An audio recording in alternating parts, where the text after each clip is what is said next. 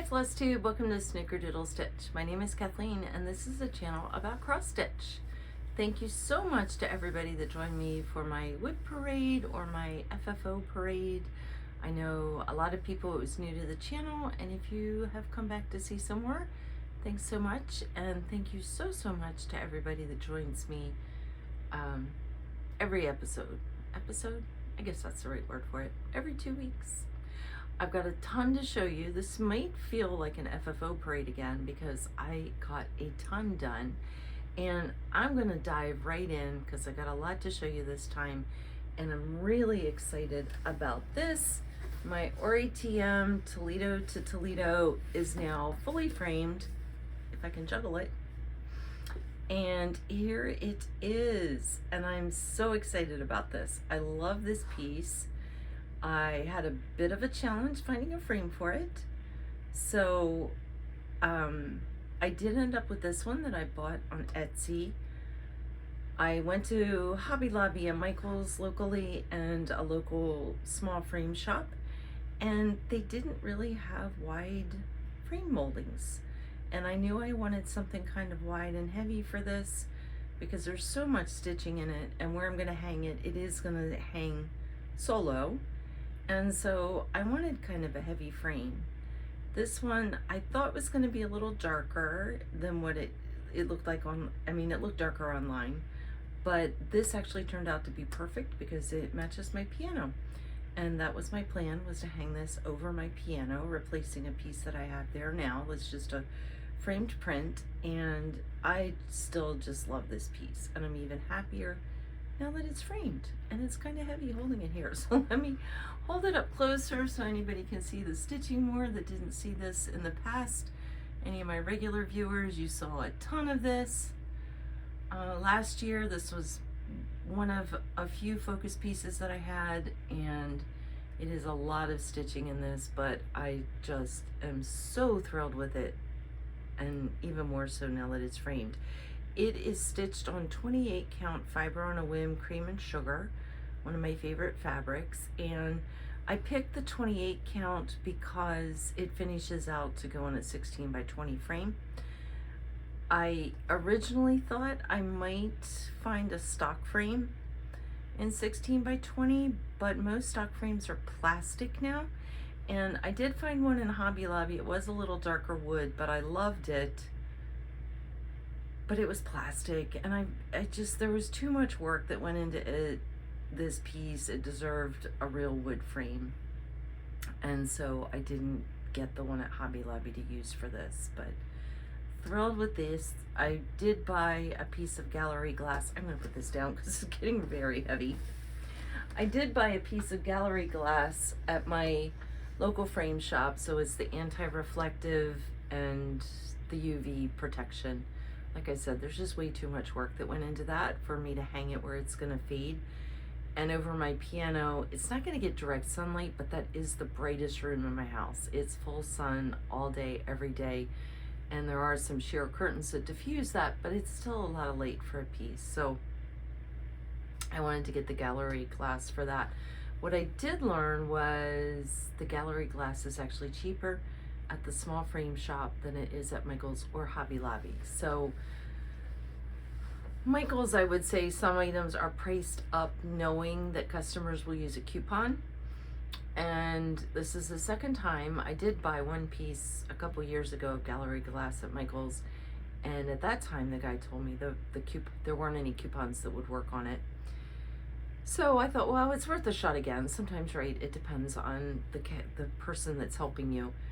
But they did say that no, because it's just a piece of glass, you can't use the custom framing coupon, but because it's from the frame shop, you can't use like the 20% off coupons. So there's no coupons that will work on it. So it was close to $100 at Michael's for a 16 by 20 piece of gallery glass, and it was like $60 at my local frame shop. And one, I would rather support the smaller local guy, and two, he gave me a lot of really good tips. Like, he was careful to tell me this is the side that you've got to have on the inside, not on the outside, because to block the UV rays there is a coating on the glass and it will scratch, and you want that to be on the inside, not on the outside where it could get touched or scratched. So he showed me, you know, here's the sticker on here, be sure and frame it this way. Gave me advice that he recommended wearing a pair of cotton gloves when framing it because the oils from your hands could also do funny things to the coating. So, you know, it's just one of those cases where you definitely are going to get more from the expert, you know, someone who framing is what they do, it's all they do, and they know all the ins and outs of it. So that is finished and now framed.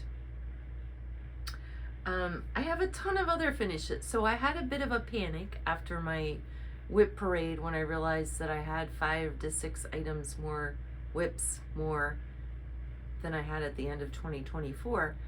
And my goal had been to not increase. And I was pretty good in the beginning of the year at saying, okay, I finished something so I can start something, and making sure that I wasn't increasing my whip count. But somewhere along the line, I obviously lost that. So as I started tackling my Christmas stitching and moved into winter stitching, I'm trying to focus on the pieces that I had in my whips that really shouldn't even still be whips. Like somehow I ended up with 6 or 7 different Christmas ornaments half finished. I kind of know how it happened. It had to do with kitting them up to take them on a trip, or one set was from a 3-in-3 that we did at Stitch, New Jersey a couple years ago. But I decided to just tackle the things first that were things that I knew I could get finished. So I actually finished, before the New Year's, I finished 5 of my Christmas things that were whips in my whip parades. And I've FFO'd some of them. A couple of these, or one of them, maybe just one of them, I had finished it, no, 2. I had finished stitching before the whip parade, so you didn't see them in the whip parade.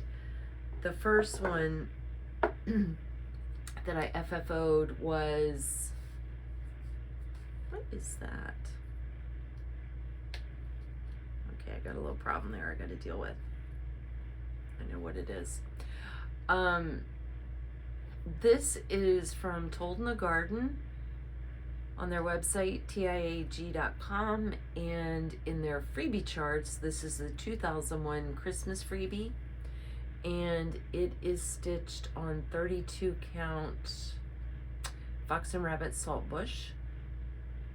So completely free chart. It's kind of hard to tell on camera. Unfortunately, you can see this pin poking through that shouldn't be there, but you can't see the Krynic or the beads that are on here.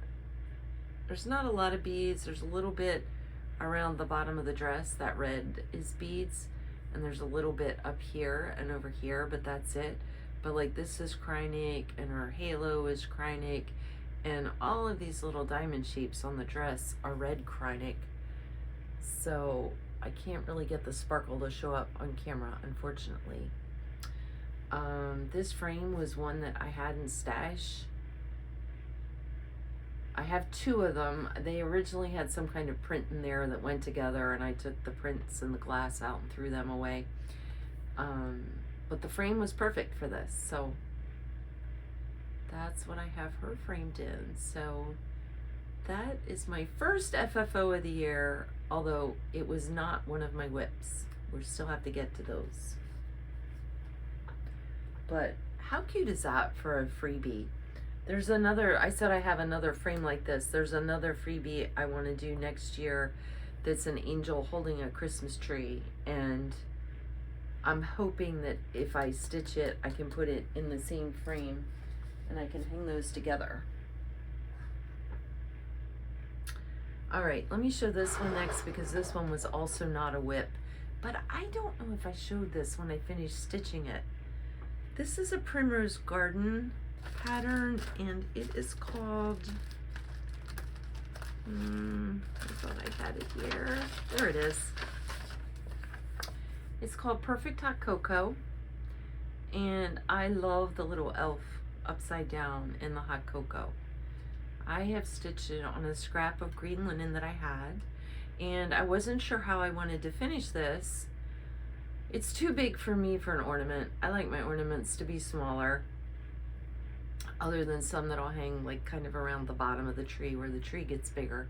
But this is bigger than what I really wanted for an ornament. I don't need any dough bowl pillows for Christmas. I've got enough stuff sitting around the house. It wasn't quite as big as what I would want to frame. So I had this stitched piece walking around the house going, what can I stick this on? What can I stick this on? And when I got to my kitchen, I went, oh, it's hot cocoa. I have these red canisters. They're in my kitchen year round.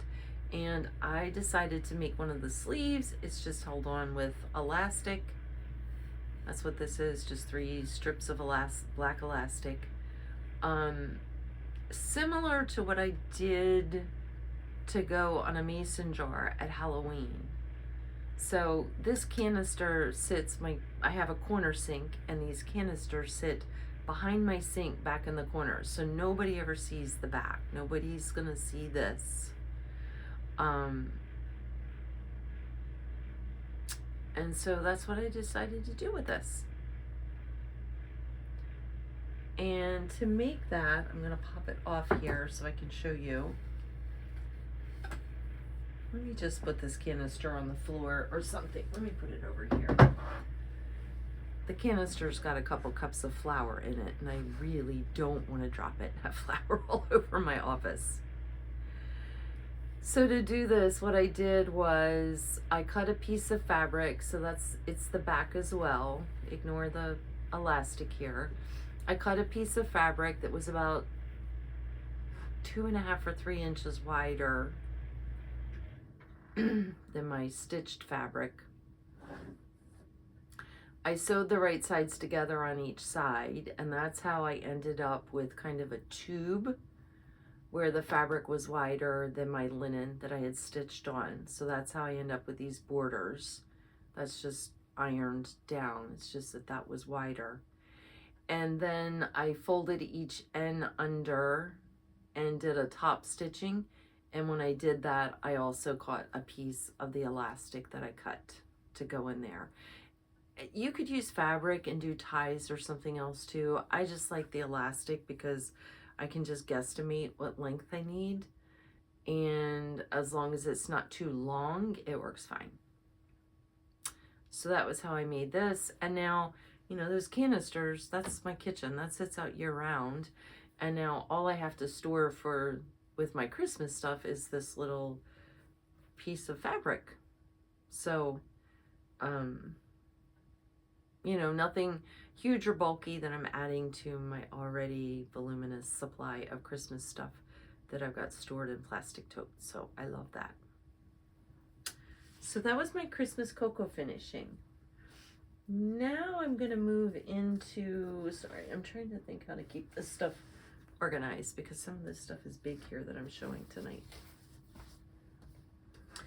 Now I'm going to move on to some things that were in my whip parade. I have 4 of them finished FFO'd. So I finished stitching them since the whip parade, and then I've FFO'd them. I have 1 more that I finished stitching, but I don't have it FFO'd yet. I'm trying to think what it is. Oh, I do know what it is. I've got it here. I'll show it when I get to it in this stuff. It's somewhere in this thing that I've got with my things to show organized. So this first one that was in my whip parade is from Gogo, and it's Aspettando Natalie. It's a Christmas piece, and I bought it because I wanted this square right here that has the mice decorating the Christmas tree. I know it's a little hard to tell from the picture. It's a little hard to tell in person as well because the picture is very, very tiny for as much as is happening on there. I stitched this on 28 count Lakeside Linen Navy Bean. Gonna talk a little more about Navy Bean too. And it's finished and FFO'd. I had a bit of a challenge with the frame for this as well. So I was finishing it thinking it was going to, on 28 count, that it was going to fit in an 8x8 frame. It actually finished close to 8x8, just the stitching. And on an 8x8 frame, the part you can see, like the opening on the front, is actually smaller than 8x8 because you've got like the overhang that secures the pieces in there. So you've really only got about 7 5/8, and this was going to be really close. Like it was going to be over here. I would have to have it right up against that. Oh, that's the handle for the basket. I was looking to see if it was that or a candy cane, and like right up against this edge. And so I decided I didn't want that. So I took my piece, and I'm walking similar to the piece I'm walking around my kitchen or house with. I had this piece, and I'm walking around Michael's looking for anything that's, or Hobby Lobby, looking for anything that's square and a little bigger than 8x8. And I found this piece. There's actually, like, if I pulled this out, there's some saying under there. So it's not technically a frame. It was one of their like home deck items. And I brought it home and spray painted it red and then cut the foam core to match. I do have batting on top of the foam core. And I stretched my stitchy piece, and then it was a snug enough fit that it's actually just pushed in here.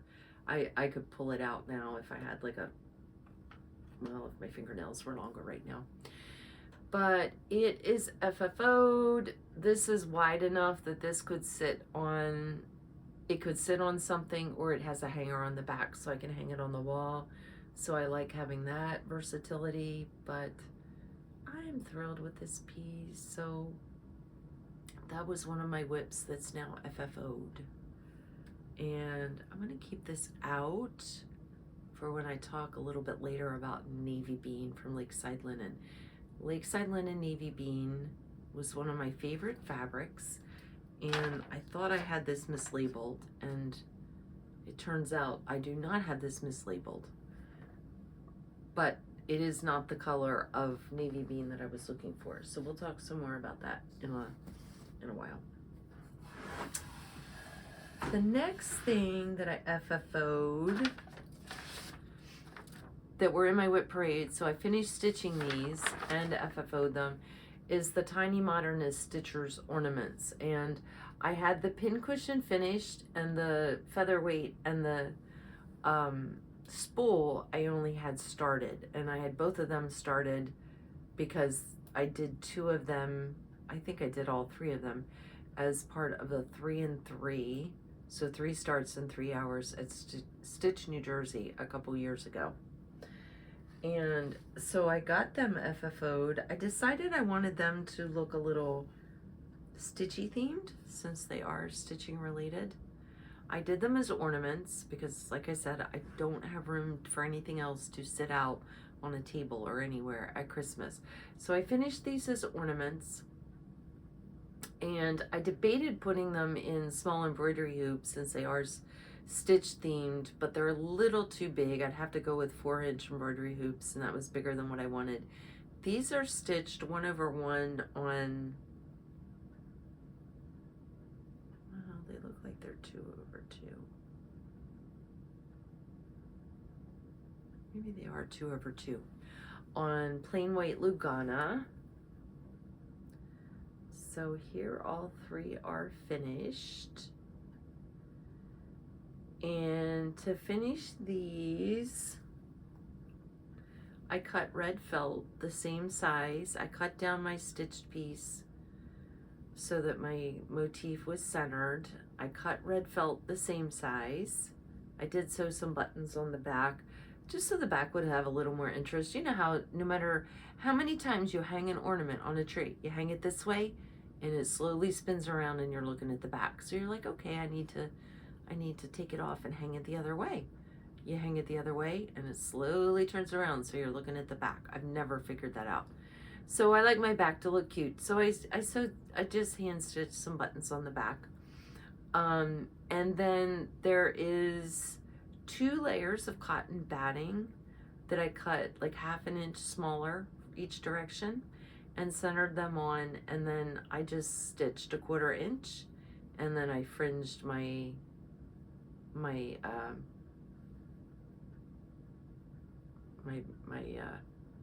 white fabric. I'm trying to blank. I want to say Jobelin, but this one isn't Jobelin. It's Lugana. There is the word. Words tonight. And that looks like it's stitched really crooked on the bottom now that I'm looking at that one. Oh well, I can live with that. But yeah, I'm happy with these. A little button there. So yeah, the stitching. Those are fun patterns. They are a lot of the same color. They're good travel patterns. All right, this next one, also an FFO, which I finished. It's Elfin Around, and I had this one finished. I didn't think I was gonna do this one, and I didn't, but I did finish this one. So this is one more FFO that is out of my stash. It's from Heart and Hand. And here they are. This is with some retro tinsel trim from Lady Dot. And I did these a little different for a flat fold. And I'll explain why when I show my next FFO, but this is actually paper on the back. It is not fabric. It's some scrapbook paper that I rated. And it gave me cute little designs on the back that I liked as well as the front. So I won't care when these spin around backwards on me. But here they are finished. And this was on a scrap. It's 1/2 on 36 count. I think flannel flower from Fox and Rabbit. These are so tiny. It was scrap fabric that I had, so. No, it's not flannel flower. It's weathered stone. I know exactly what it is. Weathered stone from Atomic Ranch, 36 count. All right, my next one, which was an FFO, or was a whip in my whip parade, but it's now FFO'd. So I finished stitching these. It's on 20 count charcoal gray Ada. And it's the hands-on design, the tree lot, and I had one tree done.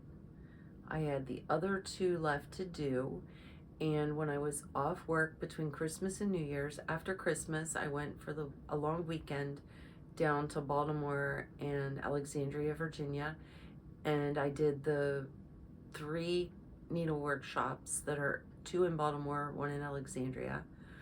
And I took this with me. I started it last year on that trip. That's where I got the one done. I took it with me on this trip and I got the last 2 of the trees done. So I finished them, and let me see if I can hold them up here so that they're standing. Here they are finished. I'm so thrilled with these. Now let me talk a little bit more about why those ornaments were finished with paper. And these are as well. That's scrapbook paper on the back. I got in my head that I wanted to finish these so that they would sit in dowels. But if I did the traditional flat fold finish with these and wrapped my stitchy fabric around a piece of cardboard, and then also wrapped a piece of fabric, different, just plain, quilting cotton, whatever, around a separate piece of cardboard, and then you would normally glue those 2 pieces of cardboard together and put some trim around. This tree was going to be heavier than what I thought a spool would support on a dowel. I thought it would be falling over too easily. So I wanted this part to be lighter weight. And so I decided to just, because it's Ada, it doesn't really fray. I glued it, I used a tape adhesive, but I put it on a piece of cardboard, then cut it out in my triangle shape. So, like if we pulled this rickrack that I've got on the edge back, there is just a raw edge of Ada there. And then I glued and trimmed paper on the back, so that way it's only 1 layer of cardboard, it's not 2. I don't have extra weight from fabric wrapped around to the back. and I didn't use cording. I used the rickrack because that was lighter weight and actually covered the edges better. So I had to modify the way I was going to finish these because I wanted them to be lighter weight so that I was sure they weren't going to tip over the spools. I did have a plan. If they were tipping over the spools, I was going to glue washers on the bottom of the spools, but I really didn't want to. These spools are from my mom's sewing box, and so these dowels are just stuck in there. Well, that one's stuck a little tightly. One of them, the dowel is actually a little too small. I walked around with a spool in Hobby Lobby to see which size dowel I needed. So I've got a dowel, I painted it green, and they are just sliding in the spools. I don't have them glued in there or anything. This one slides a lot because the spool hole is a little bit bigger. But I didn't really want to glue washers on the bottom of my spools. And so this worked. They don't tip over. I mean, I'm picking this tray up and waving it around and nothing's falling over. So they are going to be fine sitting on a shelf.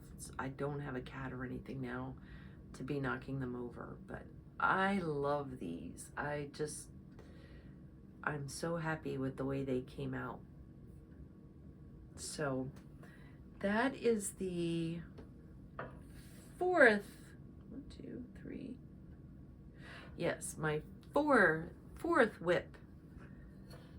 Fourth finished thing out of my whips for my whip parade. Now I'm going to move on to one that I got finished stitching, but not FFO'd. I sort of lost steam somewhere in all of that other FFOing. This was the Lila Studio New Noel on Rouge, or Christmas in Red. And I am stitching these 1/1 on Lugana, and it's white Lugana. So the only two I was planning to do are this one and this one. I liked the polar bears, but I couldn't stitch them on white because the polar bears are white. I had one of these partially finished. I had this one partially finished. It's now done. And I did this one. So this is now out of my whips, but I can't count it as a finish for this year yet because I don't have them FFO'd, but they'll be coming soon. This is 1/1 on, I think it's 25 count weight Lugana. It might be 28. Actually, I'm pretty sure that's 28 count Lugana. And I'm stitching it with Belle Soie Tulip. So one of my favorite red silks.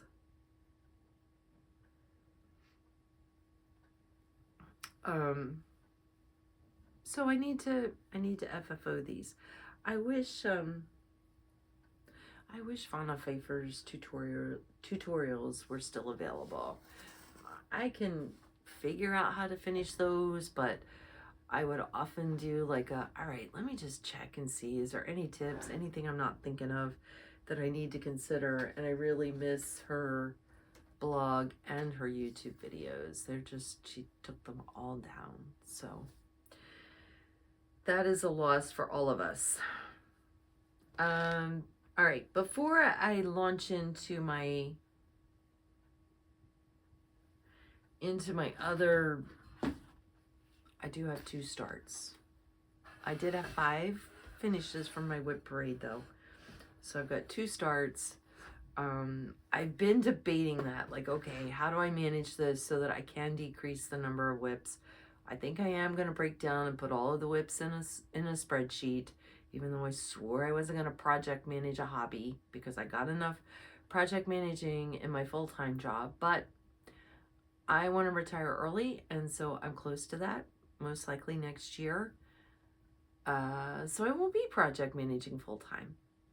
So I think I am going to break down and put all of my whips in a spreadsheet so that I can keep track of, I know what I FFO, I take pictures of those and I count them for the year, but I don't keep track of what I finished that isn't yet FFO'd. There's not usually a lot. I'm usually pretty good about, I would get stressed by having piles of completed stitch things that I haven't done anything with. Unless it's something that I'm like, okay, I stitched that. I'm going to put it in my stitchy scrapbook or something like that. But just sitting there, like, I need to do something with this would stress me out. But I don't keep track of my starts. And that's where I think last year got away from me, and I ended up with more whips than the prior year. So I think I am going to load everything in a spreadsheet if I can get to it.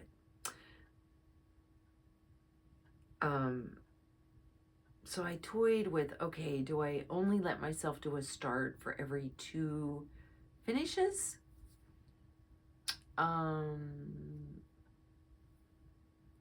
That might work, but I've already started 2 new things. And I know I want to have a birthday start later this month. I know I want to start something when I go on a cruise this summer with a bunch of Stitchers. And I probably will want to start something at Stitching in the Wild. I don't have a lot of retreats planned this year. So my retreat plans for this year are Needle Fest Extravaganza, which is in northern New Jersey in early April, I think it is this year. It might be late March, but I think it's early April this year. It's been in March some years, but I think it's early April. That one's in New Jersey. It's modeled after Galleria. And if anybody's in the area, Eastern Pennsylvania, New Jersey, it's a great one if you don't want to go to a full weekend. You can buy a 1-day pass for stitching. You can also just buy a shopping pass where they have different designers and vendors that have rooms at the Embassy Suites lining one of the floors, very much like Galleria. Honestly, as small as Galleria was last year, Needle Fest Extravaganza maybe is big at this point. So you can get just a shopping pass. You can get a 1-day stitch pass. I will go for the whole weekend. So I have that one. I have Stitch New Jersey, which is also northern New Jersey. That one you would have to get on a waiting list. And it's not far from where Needle Fest Extravaganza is. That one is in July. And then in September, I'm going to Stitching in the Wild. And those are my only 3 retreats as far as I know next year. I've got this cruise to Europe in June with some other Stitchers. And that's a pricey trip. I did use airline miles for my flight, so it's not horribly expensive, especially if I really calculate out how much one retreat costs. The trip to Europe is probably a good deal.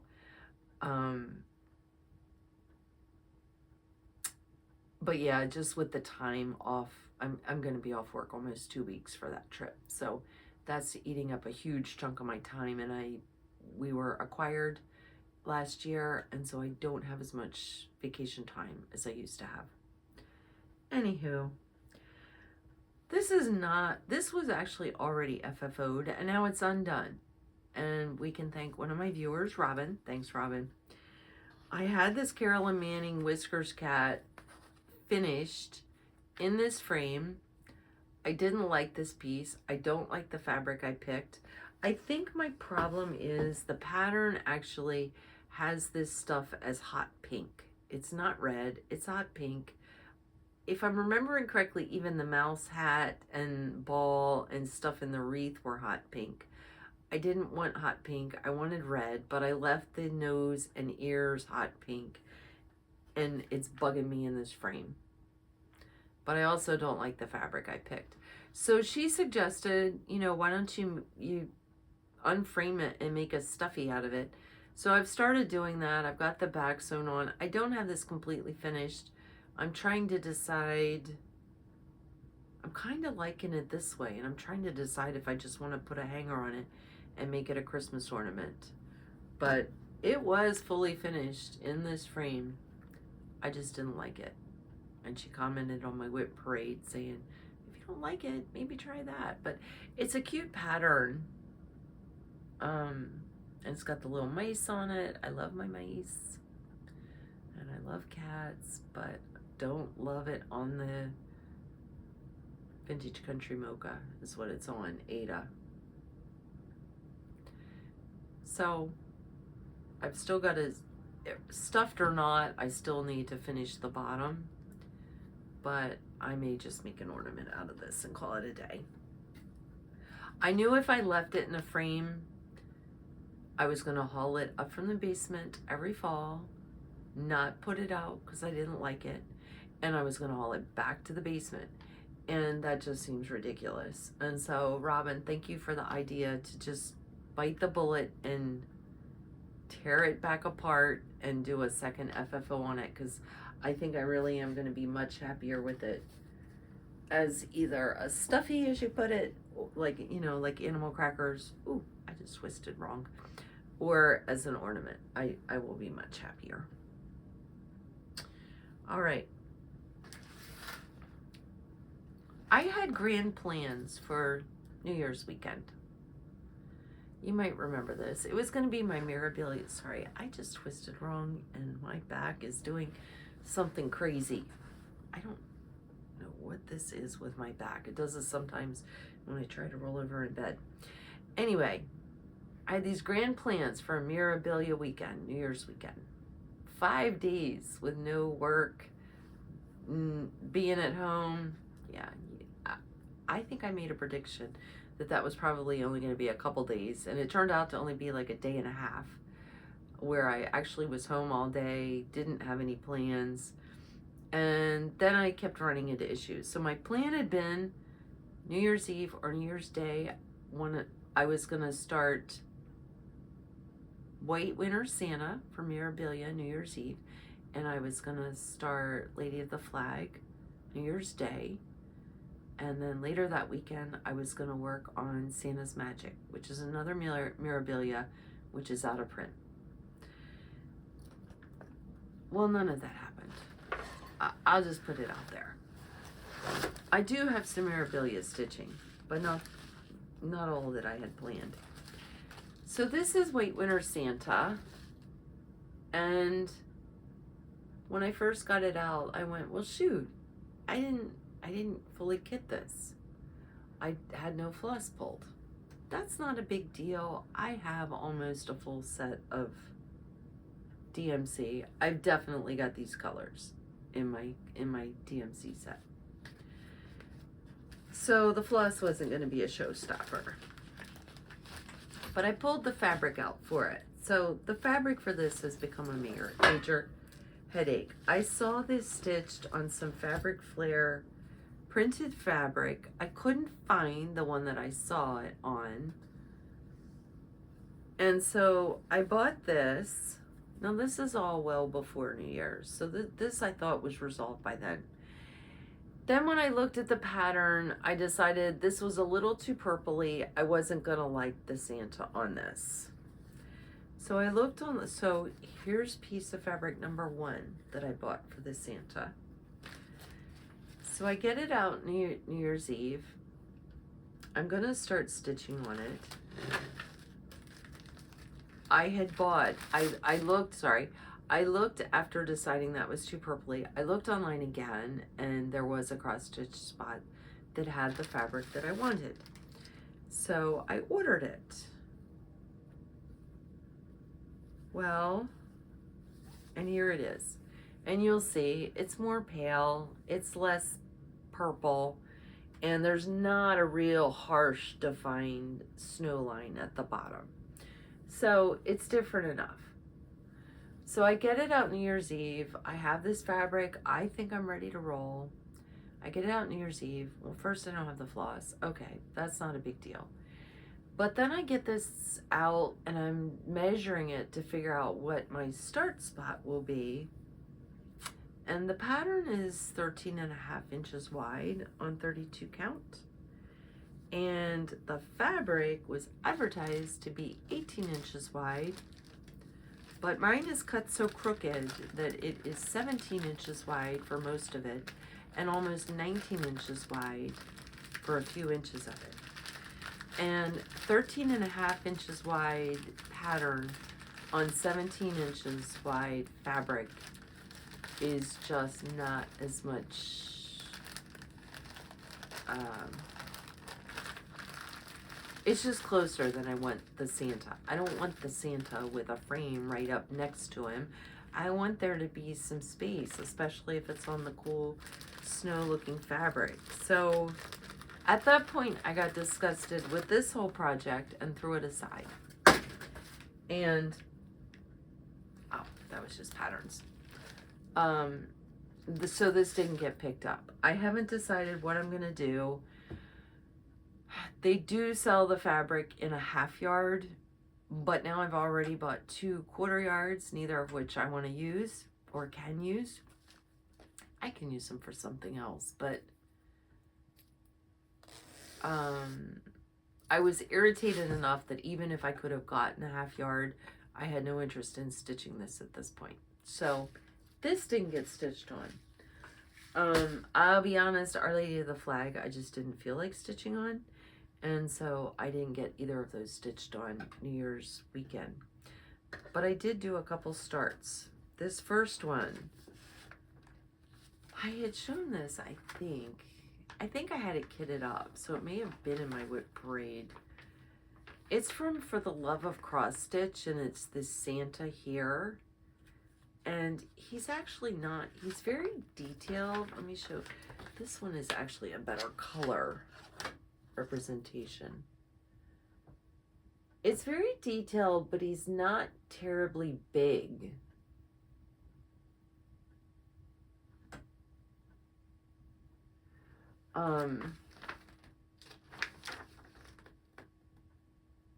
Like on 28 count, he's only 6 1/4 by 9 1/4.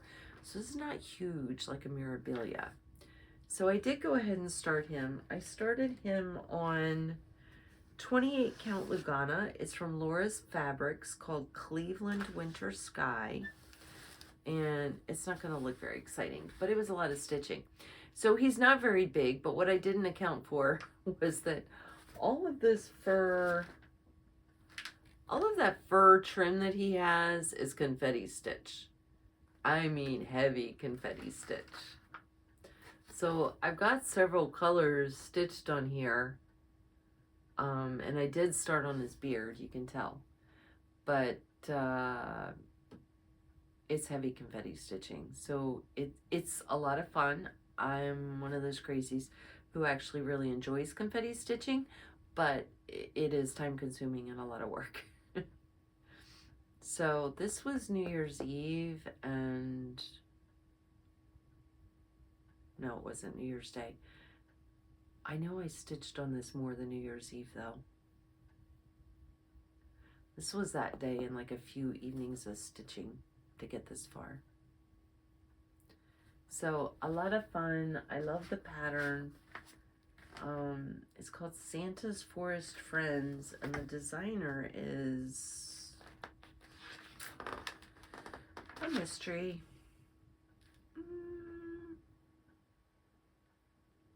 Audrey Williams Brunson.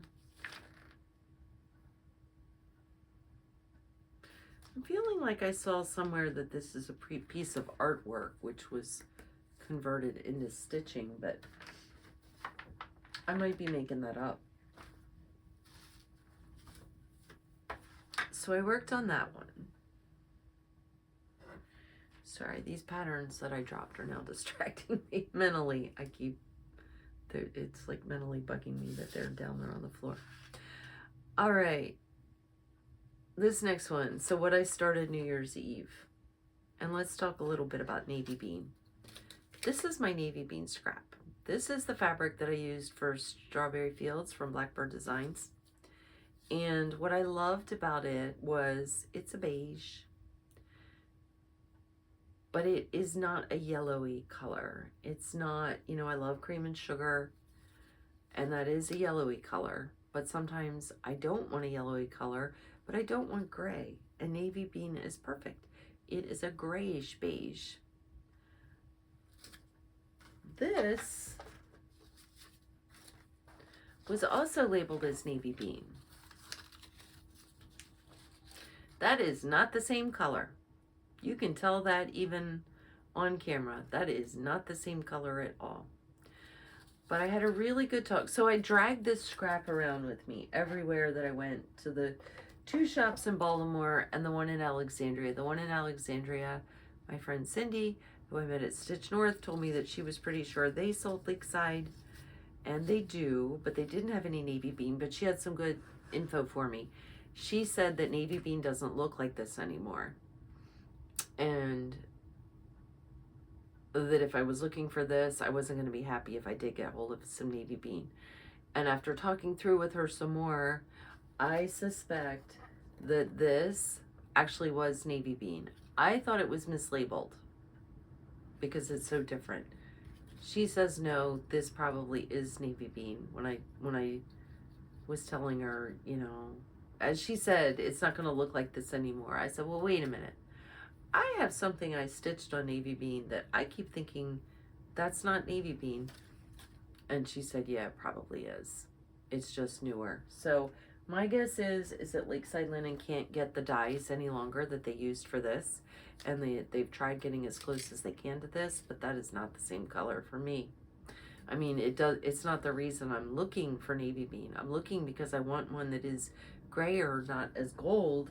And this is very gold to me, yellowish. So that solved that mystery. But the nice thing was, as I hauled this around with me everywhere, I was able to compare it to other fabrics to say, okay, let me just forget the navy bean. Lakeside Linen's impossible. Let me just forget that and look for what can I find that's close to this. Now, this wasn't at the shops, but I had this in my stash, and it is Fox and Rabbit white clay, and it is very close. You can't tell on camera. It is a little bit creamier, and it's a little bit lighter, but it is pretty close, like close enough that if I didn't have this in hand, I would look at this and go, oh yeah, that's the same. Our eyes we don't remember color accurately, so, but it's very close. The other thing I found was Fiber on a Whim chai. So chai, like chai tea. I will say Fox and Rabbit Saltbush is also very close to this. It's just a lot darker. I've got Saltbush. Where'd my little angel go? Oh, here she is. So Saltbush is also a grayish beige, but it is significantly darker. But Fiber on a Whim chai is pretty darn close. And this was a start that I did New Year's Day, and I had enough time where I wasn't doing Flosstubes that I actually spent like a week on this. This is Lila's Studio Peace on Earth Winter Quaker. And I'm having so much fun with this piece. I'll be honest, if I weren't doing Flosstubes, I would probably just keep stitching on this piece until it was done. But you guys, it would be a really short video if I went, okay, here's what I stitched this week. Have a good one, all. See you in 2 weeks. So, I did swap out. I'm probably going to stitch on this some more, though, because it is a winter piece, and it's a winter piece, and I'm still in winter. But yeah, so this is on 32 count Fiber on a Whim chai. And I didn't want a creamy gold for this. It's a winter piece. It should be cool tones. The color that's showing on the photo on this is not actually accurate, because this is Patriots Brew, and Patriots Brew is probably closer to Saltbush. It's a little dark, and it is on the gray side. But this is like my Goldilocks sweet spot of just right for counting and color changes, and like it's not a ton of color changes, but it's enough color changes that you don't get bored. and it's some interesting counting. I had fun with this. So what I got done is really, it's this whole upper corner. So I'm down to the polar bear. I haven't started him or the trees here. So what I've got done is this right here. What did I do? Oh, I did half of this medallion. And I started that wreath in the middle because I had a feeling I would get bored with it. But it's all DMC. I was watching, I actually don't watch a lot of Flosstube. I get sucked into other things. Like lately it's been watching videos with former CIA spies talking about CIA things.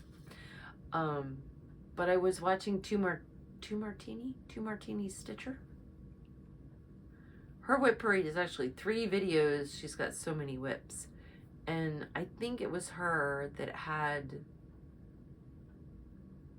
no, it wasn't her.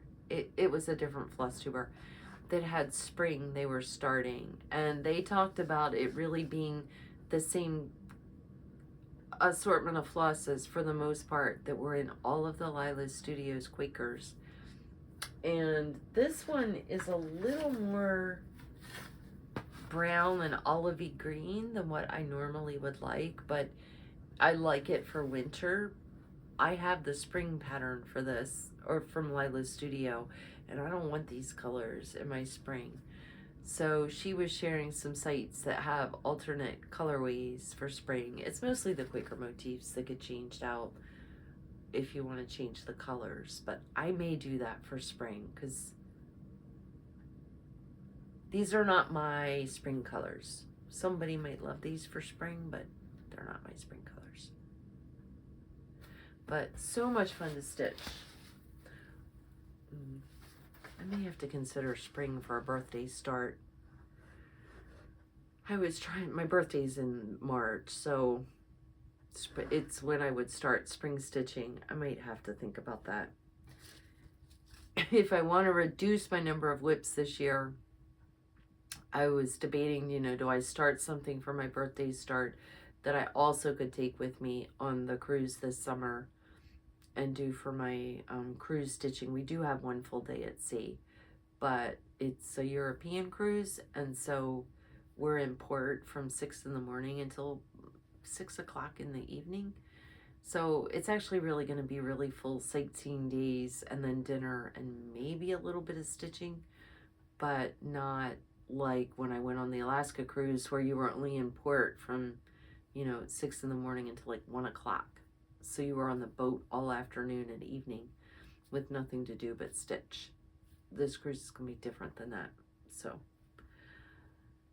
we'll see. I may have to think about the spring because now that I just started the winter, I've had the spring pattern for a while.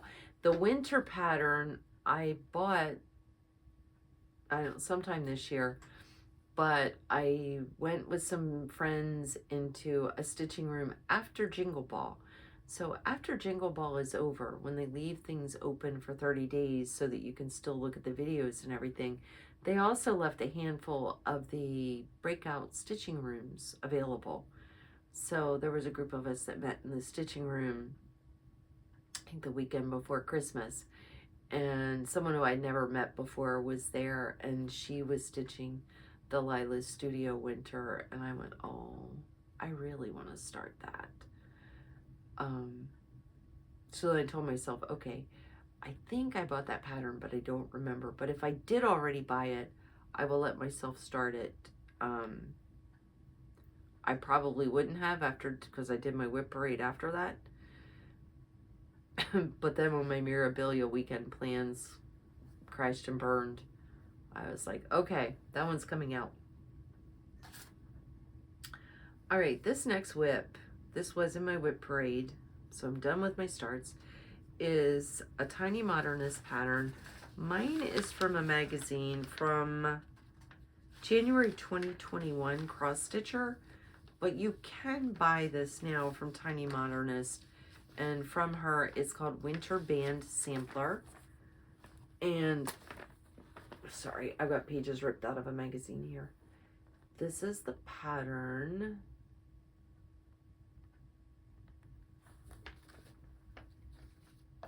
And I am doing this on 32 count Seraphim. I lied. That chai fabric that is like navy bean, this chai is not Fiber on a Whim. It's Seraphim. Sorry about that. I remember thinking that everything I have this week is on Seraphim. And it is on this one, and my next piece are all on Seraphim. So this is on 32 count Seraphim Jack Frost, and you can tell it is an opalescent. So it's Jack Frost dye on an opalescent fabric. And I love this piece. This is another one that's fun to stitch on. So I had this top band here done down to the snow, and so what I did is this band. I would like to keep stitching on this. I don't think I can get this finished this year, but I would like to at least get down through the end of the words here so that maybe in the fall or winter I could actually do this last piece. But I don't think I'll get all of this from here down. I've got the gloves. I don't think I'll get the rest of this and everything down done before I'm ready to be moving on to spring. But I would like to get a nice enough chunk that I would have myself set up to finish this next year, next winter at the latest. And that should be very doable. So I'll work on this again. This opalescent fabric I actually find really easy to work on. It's not really shrunk. I like Seraphim fabrics a lot. Good thing, since that's what I worked on apparently all this week. All right, this next one, also on a Seraphim fabrics. This is Works by ABC, Exquisite Lace. This is the stitch along that I'm doing along with EJ from Sunshine Stitchers on Flosstube. That's not the right pattern. I'm not doing Exquisite Lace. I'm doing, it's a different lace pattern. Elegant Lace, not this pattern. Good Lord. This is what happens when you take a month away from this, apparently. This is on 36 count Seraphim fabric, Timberwolf. I know that's accurate. And I'll show you this since I can't show you the pattern. This is the upper, it's the upper third. This is a full half this way, and it's a third this way. So she's got it divided into 12 sections, 3 rows and 4 columns, and I've got 2 columns of the first row done. So I am keeping up so far. This was December and January. And what I found was the second month, I did pick up speed with it. I kind of got into a rhythm working with the Floche. And so the really heavy white that you see is 1/2 on the 36 count with DMC Floche. A strand of Floche is about the equivalent of 2 strands of DMC. And then the later part that you see, those are just tent stitches with 1 strand of DMC, so that the fabric color shows through. But you can see it gives this beautiful lace effect. Oh, I started to say the second month, so we do a Zoom the first weekend of the month, and the first month I hardly got anything done on the Zoom, and I'm like, okay, while the Zoom is entertaining, I can't approach it thinking I'm going to get any stitching done. But the second month of Zoom, so January, I got all of my solid Floche X's done. All I had left to do the next day were the half stitches, and it was finished. So I definitely picked up speed with the stitching. You can see that there are half stitches in there a little better when I hold it up closer.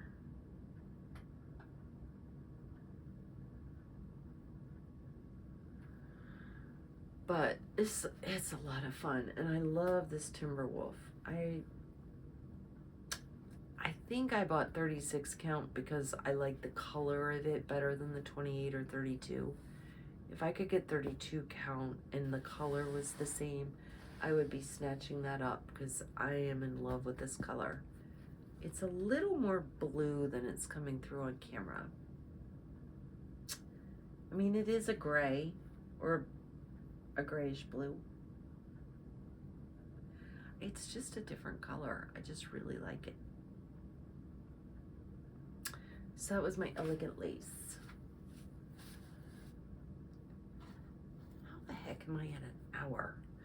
All right, my last whip that I worked on was Mirabilia's Santa's Magic. This I'm stitching on 32 count Atomic Ranch Golden Harvest.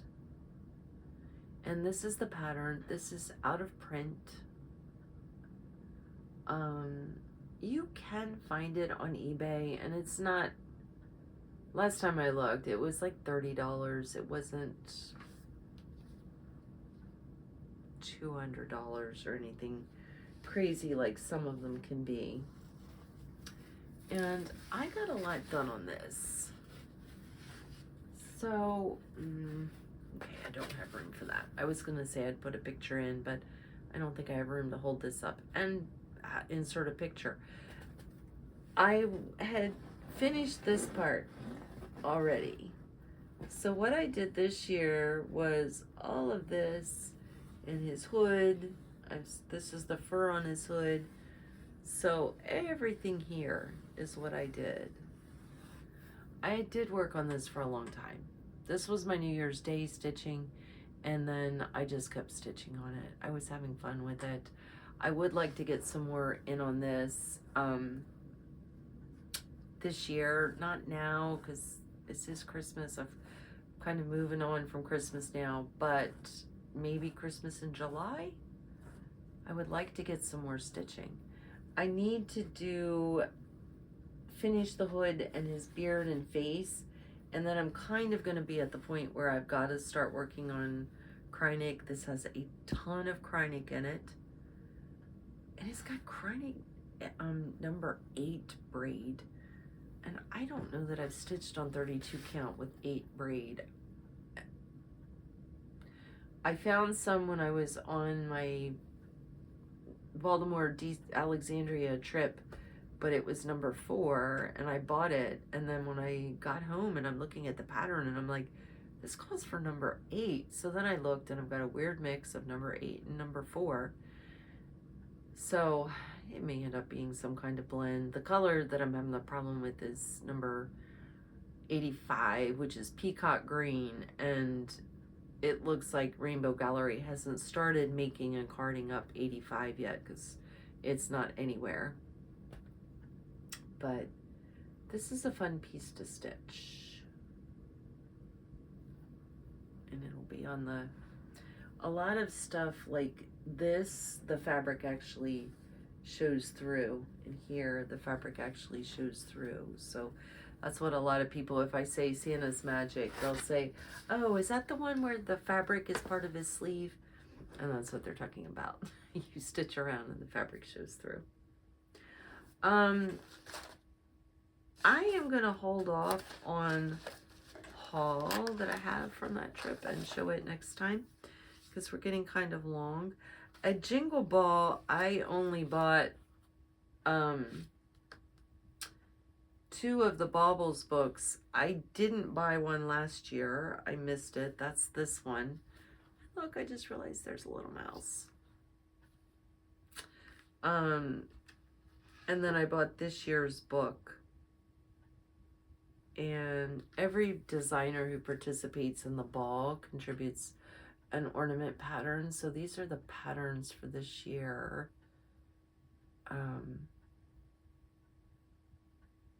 there's a few in there that I just really like. And some of them I would never stitch, but the little cat driving the car in the upper corner. I like him. I like the, that's got to be hands-on design on the front. I love that little Santa there too. I'll definitely stitch that one up. And then I hadn't bought last year's pattern. There's a nice Teresa Kogut Santa, and this is what's in the 2024 Baubles book.